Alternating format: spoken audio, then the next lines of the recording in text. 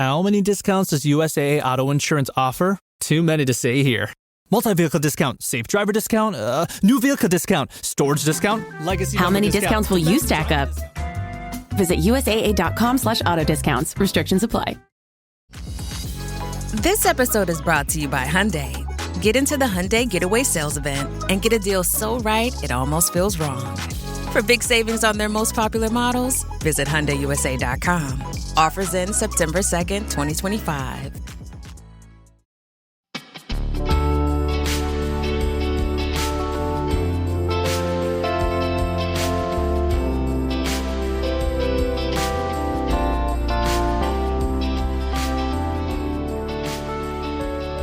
Hello everyone, welcome back to Across the Second Dimension. This is a bonus podcast for Underrated that is typically exclusive for underrated patrons. But if you're listening to this on the main feed, you're getting a little bit of a extra taste of what happens for our patrons if you pay just at least $3 or $5 a month over there. This is a podcast where we discuss films that were originally released in 3D and see if they hold up in 2D. I am your host, Derek McDuff, and joining me today is Alex Marcus, the podcast director from The Pop Break. How's it going, Alex? It's going great. I'm so happy to be here. Yeah, I'm very glad to have you on to talk about this one, and this is gonna kind of officially kick off the Leica retrospective that we're going to be doing on Underrated. And there's one movie that Leica released that I think would be pretty impossible to classify as underrated. However, it was a pretty big deal in 3D, and that is Coraline. So, you know what? It worked out perfectly to talk about it over here on this bonus podcast. Before we get into that, Alex, what do you want to let about yourself in The Pop Break? Yeah, so I'm the podcasting director for thepopbreak.com, which is a little pop culture website that covers all of the things that you love. Movies, music, television. We do a lot of wrestling because our founder loves wrestling, so there's a lot of wrestling coverage on there too. And we got a bunch of podcasts, and I'm the kind of supervise all of them. I host a few, including a Marvel rewatch podcast called Bill versus the MCU, which I co-host with the editor-in-chief of thepopbreak.com, Bill Bodkin. We just wrapped up our major Marvel Zombies era miniseries where we talked about all of the Marvel Entertainment era films that focused on characters like Daredevil and Elektra and Hulk and Punisher that Marvel Studios has since reclaimed and kind of reimagined. And we did that as sort of a lead up to the Fantastic Four, which comes out this month. And we're going to be covering that on the show as well. So that's really exciting. And also, I have a podcast that just got started. It's called It's Tomplicated, a Tom Holland podcast. And it is me and my friend Manish Mathur. We are going through Tom's entire filmography. It's a 13-month journey, 2 episodes a month, as we build up to his big month in July of 2026 when he's going to be releasing both Christopher Nolan's Odyssey and Spider-Man Brand New Day.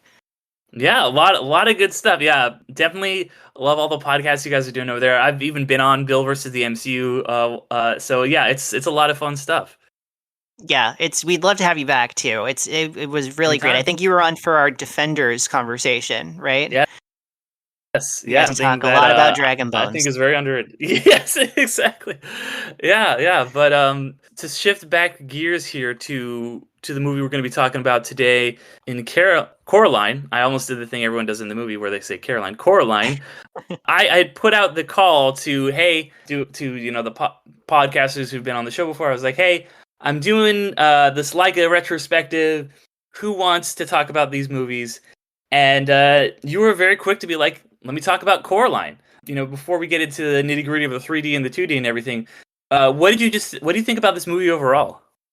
Yeah, well, I will say I chose Coraline because I like it a lot, but it was second choice in my heart for Leica because my favorite Leica film that had already been taken by that point was Paranorman. I love Paranorman to death. It's like my favorite film. I even went on a podcast a number of years ago where the premise of the podcast is like sell me on why this film is the best horror film that ever existed, and I Oh. tried to make the case that Paranorman was the best horror film, at least for me. So I love that movie to death. But Coraline is a close second, so I was very excited when that was still on the table to grab up at. Yeah, it was, and it's interesting because I've had that one on the table for this podcast for a while, and nobody had grabbed it. And I was like, really? Because this is like probably the best one of all these 3D movies I'm going to be talking about, and I was surprised nobody had grabbed it. What do you think of the movie?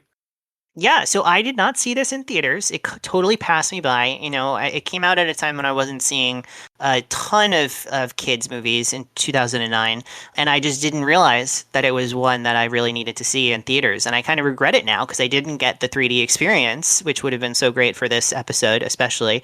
But when I finally did watch it, I watched it in 2017. And I thought it was just okay. It had kind of been like overhyped to me, I think, a little bit, and I was a bit let down by some components of it. But then I'm a big fan of the Blank Check with Griffin and David podcast, which is a great podcast that covers director filmographies. And they did Henry Selick, who is the director of this film, a number of years ago, back in 2023. And I decided to rewatch it for their coverage. And I was just like blown away by how wrong I had been just a few years earlier and actually like loved it that time around. And so I thought it'd be very fun to talk about with you. Yeah, I'm excited to talk about it. And yeah, I did see this one in theaters. This is obviously like the first film from Laika, so it's not like, Laika was a draw. I mean, technically you could maybe count some Will Vinton movies in that, but I was a big fan of Selick, and a big fan of the movies he had done in the past. And I remember this movie being promoted really heavily from the director of The Nightmare Before Christmas. Like, that was the big push at the time. And I remember a lot of people being like, oh wow, okay, so Tim Burton's coming out with a movie. And and now I think people know Selick a little better, maybe especially in movie circles, partially because of, I think, things like Blank Check. Even though he hasn't made really anything, actually he made Wendell and Wild finally after like 15 years, a couple of years back. But yeah, he had But that's only his fifth film. Oh, yeah, which is insane. Yeah, so Night Before Christmas, James and the Giant Peach, Monkey Bone, which I've covered on Underrated, Coraline, and then Wendell and Wild. So, but I was a very big fan of James and the Giant Peach and Nightmare Before Christmas. So I was like, all right, I'm down for this. I want to see the real kind of quote unquote auteur of Nightmare Before Christmas make a movie, because I was not a huge fan of Corpse Bride, which had come out a little bit before this.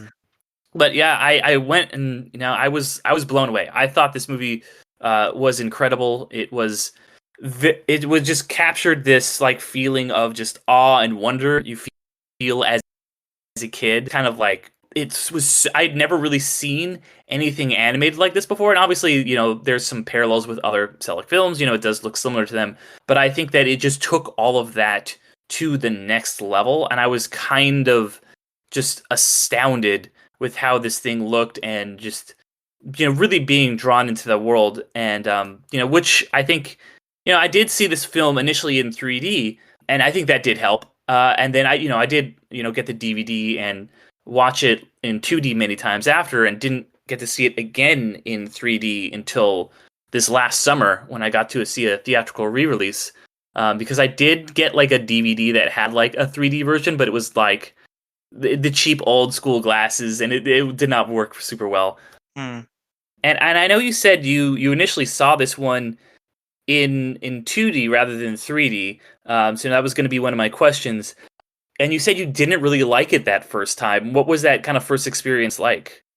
Yeah, I try to rack my brain about what my problem was. I think it was sort of like I maybe was just a bit too tired that day, or I just was not on the wavelength of the film, which is hard for me to imagine now watching it, having watched it a second time a few years back, because it so appealed to me in such a really strong way the second time around. So it's so confusing to me what didn't work the first time, but I think it really is a very specific like vibe that it's giving off, where it's what it captures so well is it has this child protagonist who is not like a little precocious child. She's an 11-year-old girl, and she feels like an actual 11-year-old that you would engage with, which is an incredibly rare age to be accurately depicted on screen. That sort of like oldest child, but before you get to like youngest teen, like that sort of Right. phase Yeah. of your Yeah. life where you're like, I know I am the master of childhood.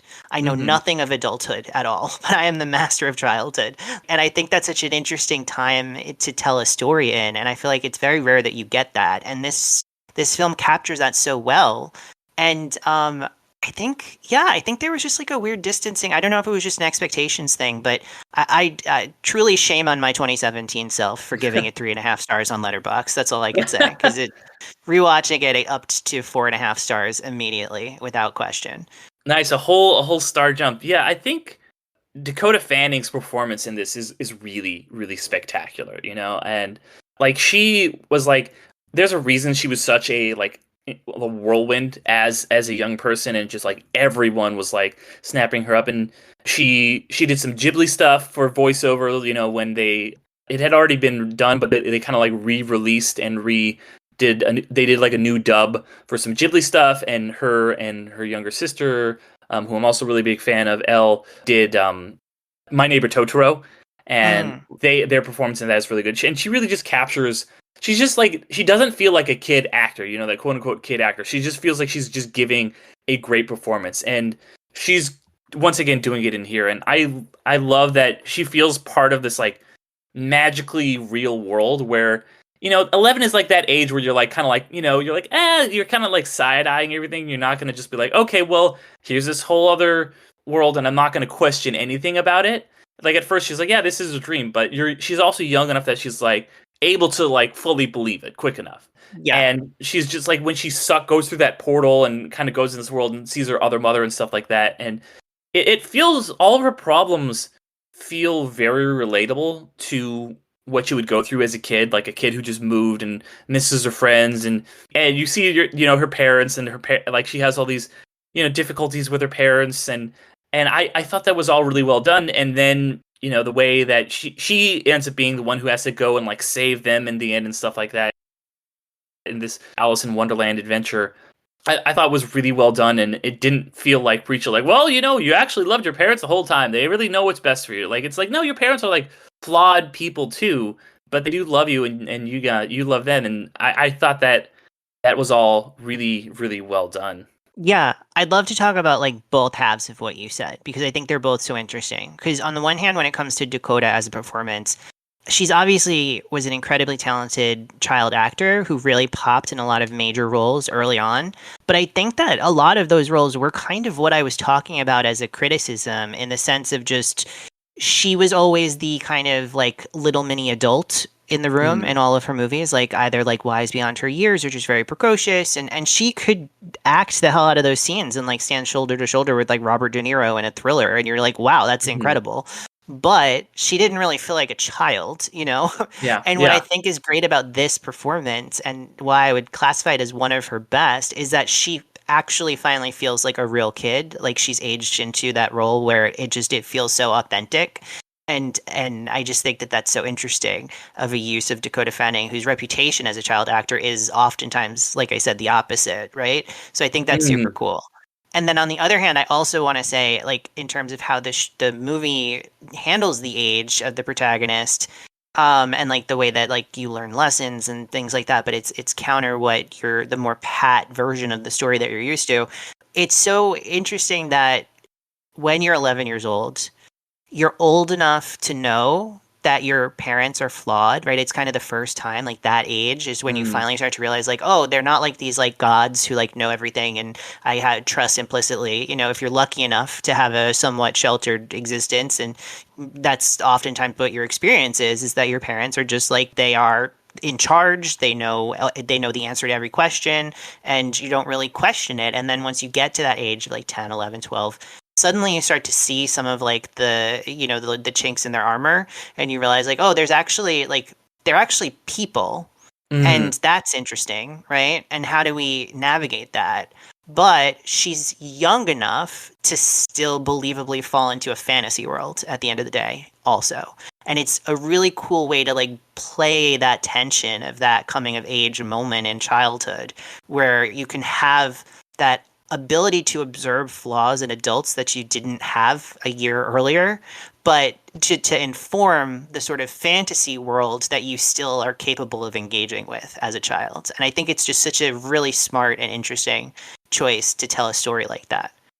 Yeah, to talk a little bit more about, that fantasy world and the duality between that and the real world, and, her mother and her other mother and her kind of like, kind of drab existence in the real world. And, it's intentionally, I guess, kind of trying to draw on like the Wizard of Oz, how the real world is in sepia tone, and then she goes to Oz and it's this colorful world. And this does something similar where it's like, yeah, there is the real world is kind of like dull and like washed out, and, there's a lot of the characters are like, just drab and, boring, and it's interesting because it's, supposed to be Oregon, which is where Leica is based. It's, that's where she moves, and you see like the Oregon Shakespeare Festival, and then she goes to this like beautiful, lush, like incredible, too good to be true world. And in fact, it is too good to be true. Things which I love the way it takes these things which are introduced as like beautiful, fun, and then it kind of like makes those same things terrifying at the end of the movie when she's kind of going on this like quest to get everything back, and it starts to like fall apart and deteriorate, and the perfection is like just kind of rotting away and molding, and just like you're seeing it, like the the other dad become a pumpkin, and you're seeing like the garden things which were like, oh, these like little dandelions that are like tickling her, like trying to like eat her. And I really found that fascinating, and I loved that. And I'll talk about the elephant in the room, a little bit. I think that's something Neil Gaiman has done with all of his works, like where or most of his works, where he'll take this like kind of like regular world and like really do a good job of like transporting you to this other world where both feel really well and realize Neil Gaiman, a great writer, huge creep, he sucks, which is it's a bummer because, and that might be why people were, like not wanting to jump on this episode initially. But I think that's something that the film does really well, is it gives you that dichotomy of like, hey, this is the real world and here's something beautiful, but it's actually really sinister.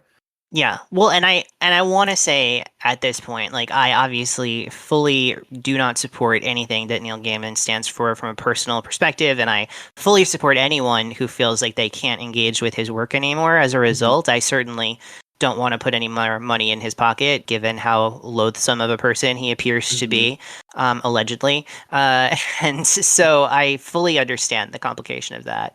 But a story like this, a film like this, is the product of a lot of people's time and effort, especially stop motion animation, which takes genuinely hundreds of thousands of hours in just the most tedious possible version of filmmaking that exists in contemporary society.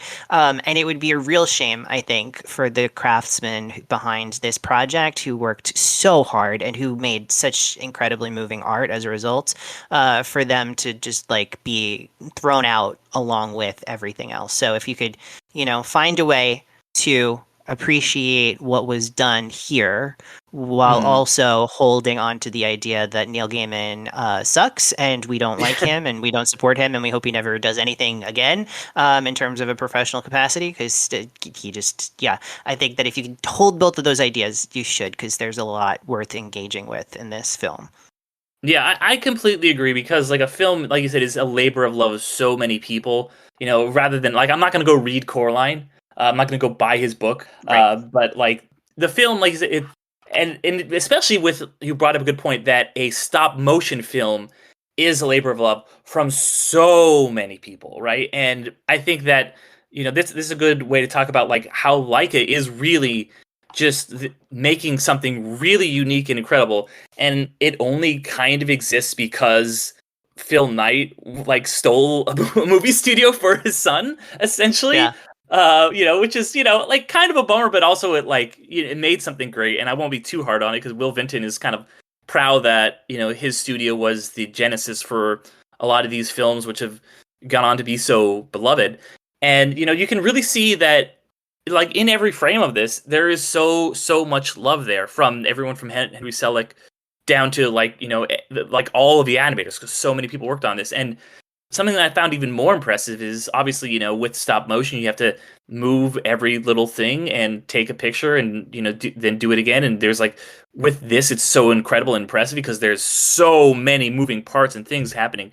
And with this, they had to do it twice. They had to take two pictures every time because the only way to release this in 3D, because the camera was way too small. They couldn't build a camera like a small 3D camera like the one they would usually use. They just had to take the small camera and take two pictures. And I think that's even more impressive, Yeah, no, absolutely. And I mean, and listen, Phil Knight is, of course, CEO of Nike and all that. So there's, no ethical consumption in a capitalist society, right? That's just like, Yeah. there's no way around this. It's morally complicated all the way down, unfortunately. Right. It's like the good place, like everything you do has some bad consequences. Exactly. So, that all just goes without saying, unfortunately. But yeah, what the craftsmen here are able to do is just absolutely insane. Like I like to consider myself a patient person. I feel like that's one of my professional attributes in my day job, but I don't think I have the patience to do what these animators do, which is literally like move a little silicon doll like a quarter of an inch and then take a photo and then move it another quarter of an inch and then take a photo and do that for 5 or 6 years. I don't know how they do that. It's just absolutely stunning. And, obviously the evolution of stop motion has evolved and progressed, and they do sometimes use a little bit of, CG to help kind of remove wires and like make things a little bit easier and smoother. But for the most part, this is truly like back to basics, stop motion animation, and they're able to do it in a way where it feels really fluid. It doesn't feel like that herky-jerkiness that you can sometimes see, like even in something as great and beautiful as Nightmare Before Christmas, for instance. Like, I feel like if you compare that to this, it just feels like it's on such another level. And obviously, it's so over a decade later, but the technology has improved. But a lot of the technology that's improved is the people and the techniques that they are doing. And I just think it's incredible what they're able to achieve. And it really matters. You get that tactile feel. And I think when you're talking about a Wizard of Oz kind of story, which is obviously meant to invoke, like the tactileness of a child's imagination, I think it adds a huge level. The fact that Coraline looks like a doll that a child would play with, and her world is populated likewise, I think that really adds a visceral quality to the fantasy of it, which then in contrast makes the emotions of the film hit much harder. Yeah, I completely agree. Because you go back and you watch some of the like earlier stop motion stuff, and you're like, you see its charm. You see like this is something really impressive for the time. But yeah, this, coming out in 2009, like I said, I had never seen anything like it before, and it does. Yeah, the craft pays off. And obviously there's a lot of people working on this who really care about it. There's a reason that there's so much time and effort and sweat and blood and tears go into these things. It would be a lot easier to just make this movie as like a computer animated film. They could, if they did that, like it could put out a lot more films. But these are people who want to make films a specific way. They have a love for this specific kind of craft. And Travis Knight might be, a nepo baby, but like he is someone who actually really cares about this craft of stop motion, and he is actually really good at it. He didn't direct this film, but he would go on to direct like a number of other Leica movies. So yeah, did you want to, just before we move on to Coraline, did you want to talk about any other like Leica in general? What do you think of the studio? Well, I just love the ethos of the studio. It really feels like they are a group of people who have a creative sensibility that they pursue, oftentimes in a direction that doesn't at all seem marketable. It doesn't seem like market tested. It doesn't seem like they sat with a focus group of 9-year-olds and 42-year-olds and said like, all right, what should we do? It feels like it's coming from a really pure place of creativity and emotional earnestness. And I think that when you marry that with the skill and the craft, it just yields films that, not every Leica film is the best film that you've ever seen, but they feel very distinct. And in a world of like modern filmmaking, a distinct idiosyncratic style where each film feels different and yet also a piece of an ethos, like that's just incredibly rare to have. And it's so cool that you get to have that on a level of children's entertainment where kids get to access that. We're not talking about like, you know, the lineup at the Cannes Film Festival. We're talking about movies that are designed for children, like who could be their first film or the first film that really connects with them. And I think that really that sort of investment in a child audience is so important for people who care about the arts. So yeah, like he is a Nepo baby. You cannot get any way around that fact, especially if you learn more about the details of how Leica as a studio got started in the first place. But you know, there's a lot of Nepo babies out there who just like use that to become billionaires off of makeup lines. And like, I don't know, I'd rather him do this. Yeah, exactly. Like, you know, if you're gonna get that Nike money, you know, do it for something cool and unique because like Yeah.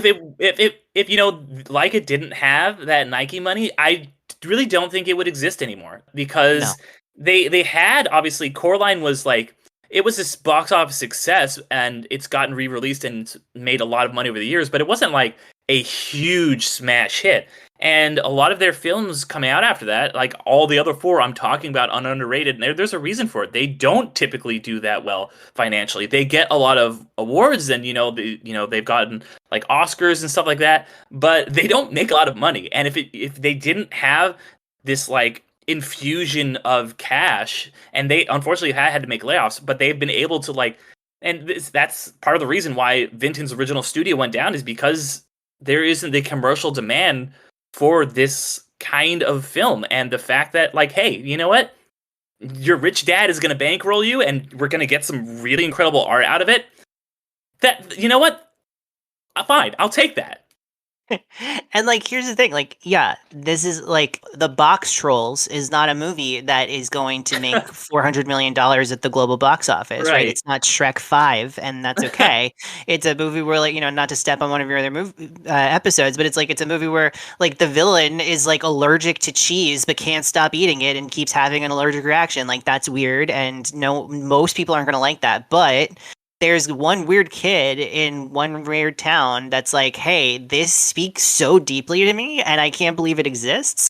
And that's the kid that's going to go on, you know, one day to make a story like that for the next generation and like, and become the next, you know, visionary filmmaker. Like you got to have that inspiration from somewhere. And so I love that they are willing to take those chances and be weird and be idiosyncratic and tell a story because they want to and not because they market tested it, and if a car has a smiley face on it, it's going to have better production line value, and we can create 12 times as many car toys as a result, and so we'll make a car movie. You know, like that's and I mean I'm vaguely alluding to Pixar because Pixar is a film studio that I think in a lot of ways reminds people of Leica, or Leica reminds them of Pixar, probably more accurately.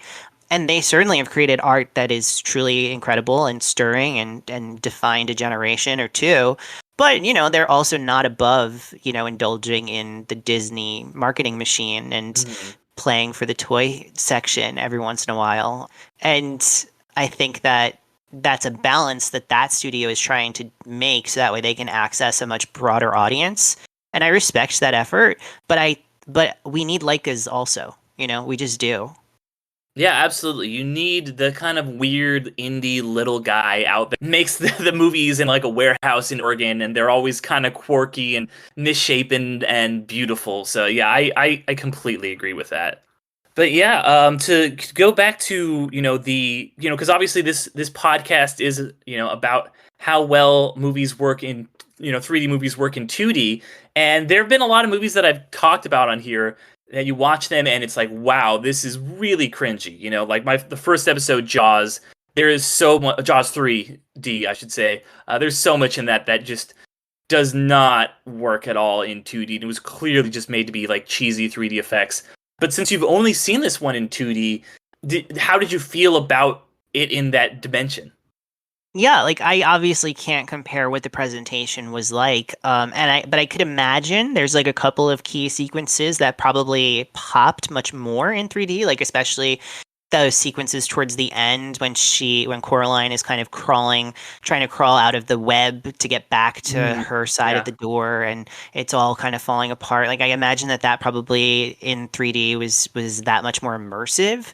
But I think because the film is so tactile, it never feels like you're losing anything by not having the 3D element. Like there's never a point where you feel like, oh wow, look, they're just like coming right at you, but at the screen, but nothing's happening because it's, we're stuck in 2 dimensions. Like there's nothing like that there. Like I could see some of the production design maybe being a little bit better in 3D, like with the ghost children, for instance, which is one thing that I definitely didn't like as much, especially, but I think as we're talking about it, I'm reminding myself of a couple of the things that bothered me more the first watch than the second watch, and the Ghost Children was definitely one of them. And the way that the like last act of the film sort of devolves into like a video game plot for some reason bothered me a lot more first time around than the second time around. But yeah, I could see the Ghost Children maybe seeming a lot cooler in 3D potentially. You'll have to speak to that, but I don't feel like I'm losing anything by seeing it in 2D because, like I said, it's just so tactile, it's so visceral, it's so like the colors really pop, especially when you're in that fantasy world. But just like that yellow slicker that she wears and the blue hair and everything else, it's such a dynamic looking film. It's so expressive already. So I think that a 3D would only cause you to feel even more immersed in the world, but I feel plenty immersed watching it in 2D. Yeah, like, and you bring up like the Coraline's design, and she's got the blue hair and like the yellow like raincoat and everything. And I have like, I collect Funko Pops, and one of my favorite ones is it's a Coraline one. It's like an exclusive one because she's got like that little captain's hat thing that she wears sometimes. And I'm like, that's one of my absolute favorite ones. And there's like you said, like it doesn't do a ton of merch, but there is actually some cool merch from this movie because there's so much cool stuff in it. Like there's like this little squid plushie that's like, I want to hug your face. Like you can get that. So there's some like really incredible production design, and it's one of those things where in so many of these movies, I am just like really taken out watching them in 2D because there are moments that are just like, wow, this really sticks out because it feels like this was made to just be like, whoa, here's a cool thing in 3D. And I've talked about before, one of the impetuses for me doing this podcast is it was actually in a theater when I saw it, but I was watching Pirates of the Caribbean 4, which was 3D converted, which is why I'm not talking about it. But yeah, there's a scene in that movie where like Johnny Depp like swings at the camera and like he's like on a rope or something. He's like, whoa, and he just like goes right up to the camera, and it took me out. And I was like, oh wow, that was supposed to look really cool in 3D, but it's just jarring here. And there's so much of that in so many of these movies, particularly ones from the 80s. But yeah, it just felt immersive here, and it was like I said, I watched this 2009 in the theater, saw it in 3D, was like, that was. And I remember being like, that was one of the most incredible 3D experiences I've ever seen. Like, I think it was that and How to Train Your Dragon were like the ones like, and this was like right after Avatar had come out, and people were like, 3D is the new craze. I don't mean to correct you on your own podcast, but it's actually before Avatar because this was released. Oh, you're right. This was released in February of 2009, and Avatar was released in December of 2009. Yeah, I think I was mixing it up with How to Train Your Dragon, you're absolutely right. This comes out even before the craze drops, and I just remember being like, wow, this is so incredible. And I think I might have seen it more than once in 3D in theaters. I can't remember back in that initial run. There was a lot of. I believe they went back to theaters a couple of times with their 3D version because it was so successful. And I think once audiences experienced Avatar in 3D, there was this demand for that experience again. And so I think they probably were encouraged to bring Coraline back into theaters. Right, yeah, because it definitely, Avatar kind of kicks off that third wave of big, 3D demand for tickets, which is now, only in the past 5 or so years finally kind of died back down. And obviously stuff still gets released in 3D, but it's not like everything is 3D converted and most screens are in 3D. It's like now it's not the default any longer. But for this one, I remember just being blown away by that, and then watching it in 2D for 15 years, I was still like, for me, this is like a 5-star movie, watching it in 2D, and then going back this summer and being like, all right, cool, I'm going to see this in 3D again, and being like, wow, this is still the same great, amazing movie, but getting to see it now in 3D, just like you're saying, it adds that extra little bit of immersion, I don't know about, like, the Ghost Children did look really cool with, the stop motion and effect, like them being like see-through and being kind of floating around. I think there was the one moment when I am like, this is like a moment that's like really amazing in 3D, and I think they intentionally put it like right up front to like hook you is it's in the opening credits when you're seeing like the doll get sewn together, and there's like a needle that comes through one of the buttons, and it just like kind Okay. of points out at you, you know. And I was just Yeah. like, oh wow, that's really cool. That was really amazing. And then the scene where Coraline looks into the tunnel into the other world, and it kind of like unfurls and just goes back, and just to see that depth expand, like, and just kind of go back into the screen, you know, from your Yeah. perspective, that was phenomenal. Those were the moments that really, really stuck out to me in 3D. So yeah, would you, And if you got a chance? Oh yeah, go ahead. oh, I was just gonna say, like, that doesn't surprise me at all, because especially that second one that you're telling me about, because that's a lesson that I feel like James Cameron tried to teach us, and that the cynical filmmakers in Hollywood just refused to learn, which is like, we all think of 3D as, wow, the thing comes out at the screen and isn't that fun, but it is kind of gimmicky, and it only, like, you get that pop once, and then the next time you watch it, you're like, oh yeah, that was when that thing came out of the screen, you know? Yeah. But what Avatar did, which was so mind breaking in the moment, at least to me, was it added that depth inward into the screen, and that was what I thought was so effective.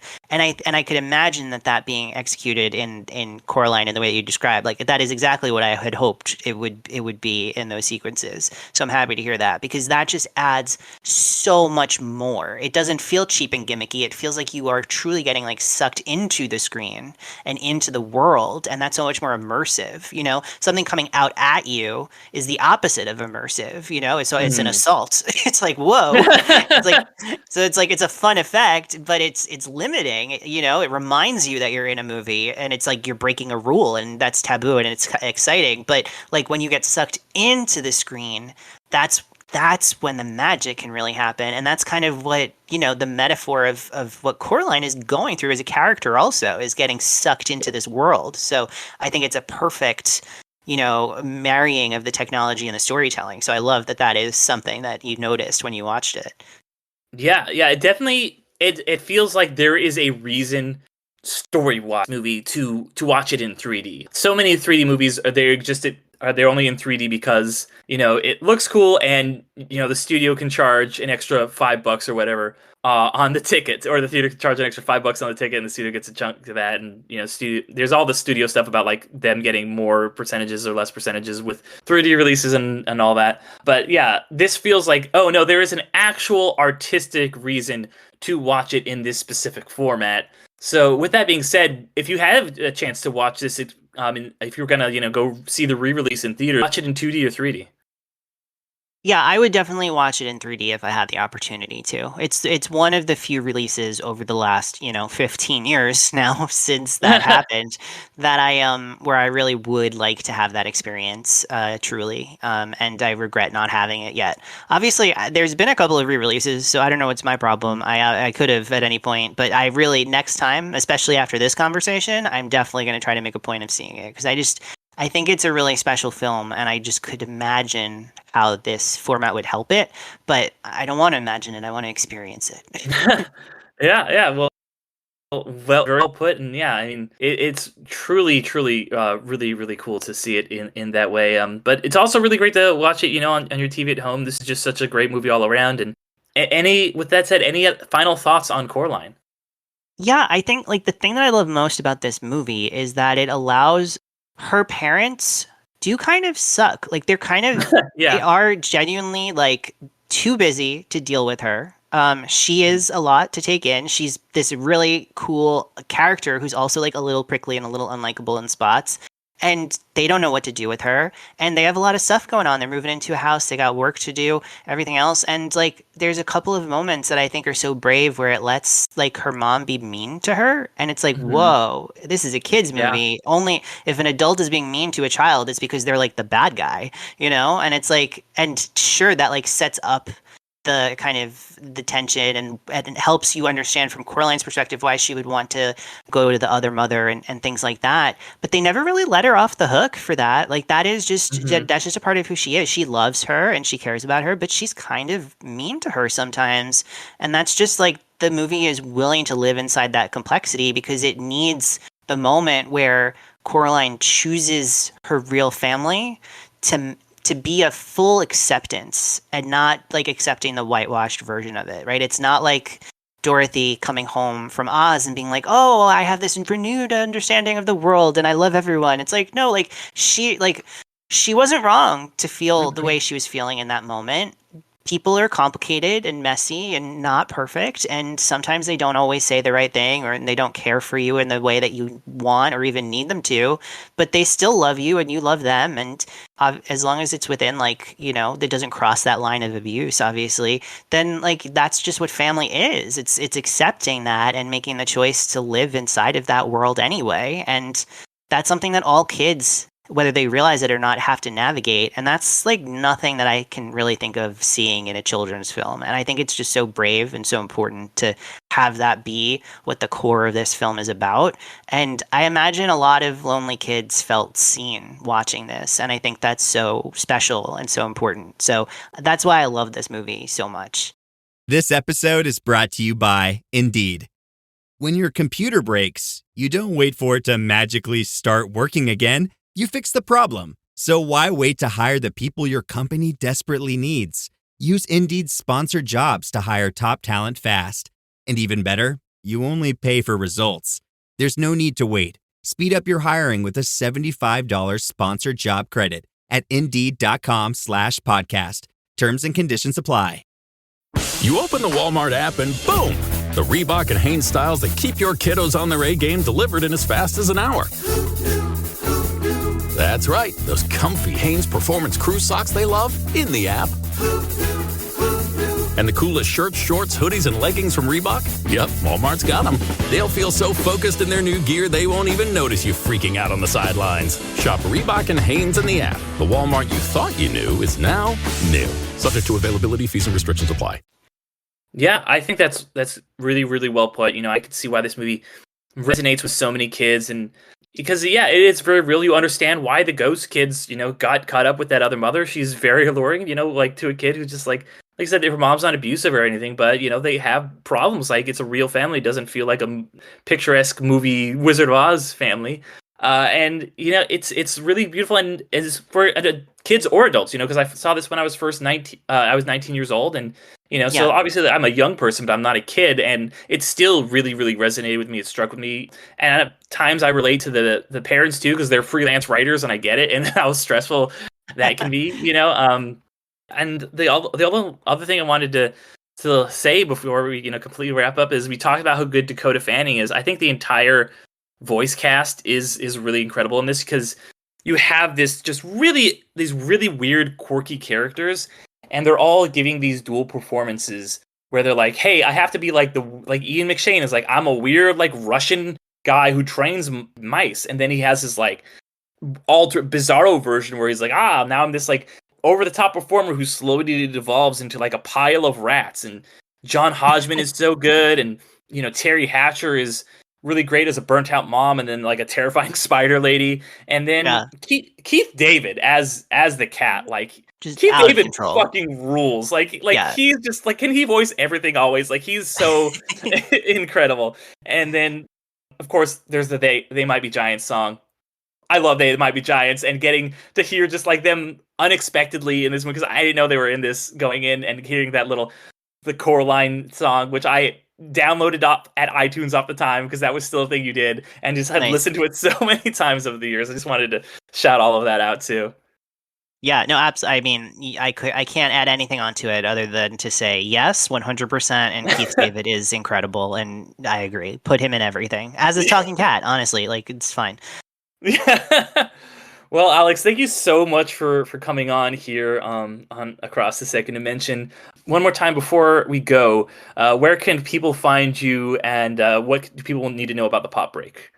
Yeah, so you can follow me on Letterboxd at Media Thinkings, where I do have a list ranking all of my favorite Leica films and all of my favorite Henry Selick films, for that matter. You can follow me on Blue Sky at Alex Marquez. You can follow me all the work that I do for the Pop Break by going to thepopbreak.com. Click on the podcast tab. You'll see all the shows that we're working on, including the ones that we talked about earlier. 2 of those shows I host once a month. One is called TV Break, which is a TV podcast, a news reviews sort of deal. That comes out the first Tuesday of every month on the Pop Break podcasting feed over on Spotify or wherever you get podcasts. The third Monday of every month is Bill versus the MCU on the Pop Break feed as well, as we discussed. This current month, we're doing our big Phase 5 check-in now that Phase 5 has completed. So we're talking Ironheart, we're talking the Thunderbolts, we're talking Daredevil, Born Again, the major episode. And then next month we'll be kicking off Phase 6 with our review of Fantastic Four, the first step. So that's very exciting.